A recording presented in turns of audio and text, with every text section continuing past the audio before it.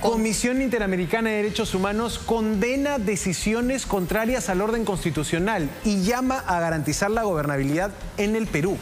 Esto lo dijo la CIDH al día siguiente de que Pedro Castillo intentó el golpe de Estado.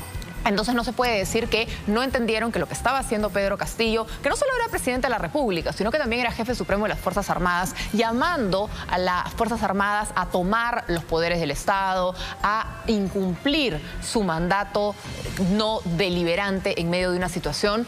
Llamaron que era, sí, pues era un golpe de Estado que no le salió bien, pero que no haya tenido el resultado esperado no hace que no sea responsable de sus acciones. Recordemos lo que sucedió en Locumba con los hermanos Humala en ese momento. Ollanta y Antauro se levantan en Locumba y finalmente se fueron presos por lo que hicieron, porque era un delito el haber intentado hacer un golpe de Estado en ese momento a Alberto Fujimori.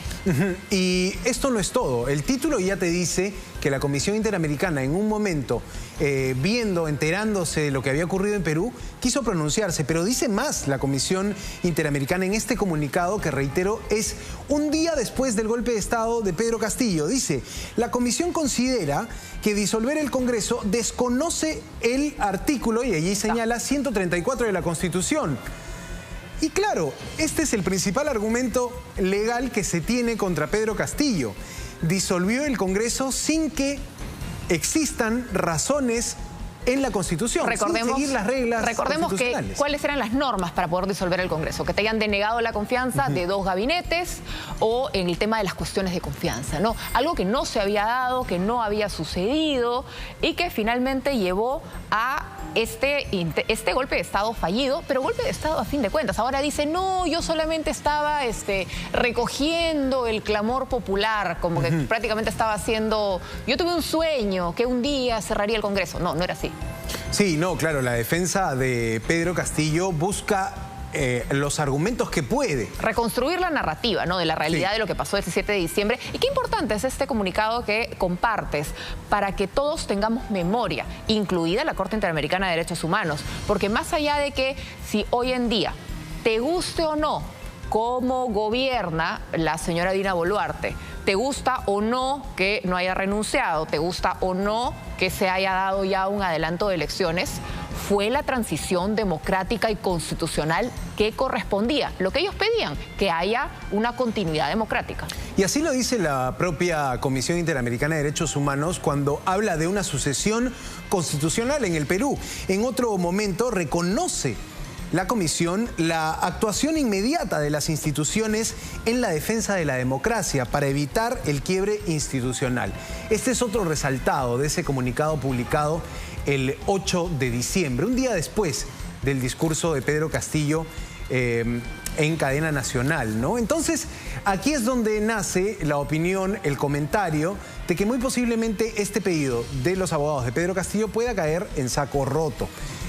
Porque la comisión ya parece haber sentado por lo menos algún criterio, valoró así como un intento de quiebre institucional la decisión de Pedro Castillo de disolver el Parlamento. Y saluda incluso la vacancia de Pedro Castillo, porque en ese último párrafo que tú estás resaltando, lo que dicen es, saludamos la actuación inmediata de las instituciones en el Perú en defensa de la democracia. Institución, Congreso de la República, que lo vacó con cerca de 100 votos. Estamos hablando con votos incluso de miembros de partidos de izquierda que votaron por la vacancia de Pedro Castillo y que ahora parece que se han olvidado, ¿no?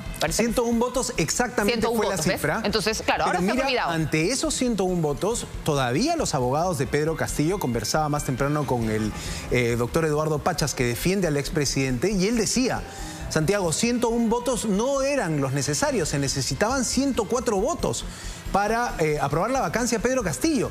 Y cuando tú ves el reglamento del Congreso, efectivamente te habla de 87 votos para un proceso normal de vacancia y te habla de 104 votos cuando quieres adelantar el proceso de vacancia, que efectivamente se adelantó de las 3 de la tarde que estaba programado para la 1:30.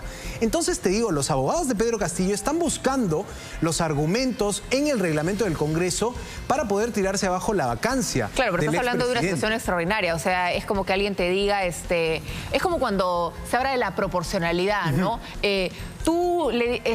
trataron de robarte, pero ese delincuente que trató de robarte no tenía pistola, tenía cuchillo y tú le diste un balazo. O sea, te estaban cerrando el Congreso, te iban a mandar a tu casa, podían poner los tanques si las Fuerzas Armadas no hubieran tenido la reacción que tuvieron. Estabas en una situación de emergencia y crisis. Mira, tenías que resolver. Y esa lógica, que tiene mucho sentido común, también es la lógica de un juez supremo, el juez Juan Carlos Checli, que le responde a los abogados de Pedro Castillo cuando plantean esto de los 104 votos. Eran necesarios 104 votos, dicen los abogados de Pedro Castillo, para decirte la vacancia estuvo mal aprobada. No cumplió con los requisitos. Bueno, el juez Juan Carlos Checli dice, más bien, el caso fue tan particular que un presidente de la noche a la mañana se levantara a cerrar el Congreso, que era necesario un pronunciamiento urgente del Parlamento. Era necesaria una rápida reacción. Y por eso, digamos, encuentran válida la votación de 87 votos afirmativos para la vacancia de Pedro Castillo. La Fiscalía incluso te dice, se tenía que actuar con urgencia. Estábamos ante el riesgo de un quiebre constitucional, de una violación flagrante al tema de separación de poderes.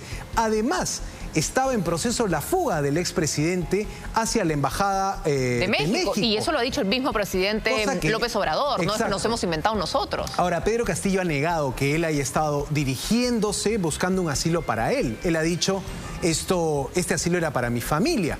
Pero claro, de momento no podremos saber si en algún momento Pedro Castillo pidió el asilo para él a México, en la medida que ese país ha declarado la reserva de ese expediente por 5 años. Entonces, lo que tenemos aquí es una batalla legal que se va a dar en fueros internacionales por la libertad de Pedro Castillo, pero quería recordar este comunicado del 8 de diciembre de la Comisión valorando la acción de Castillo como un golpe de Estado. Muy bien.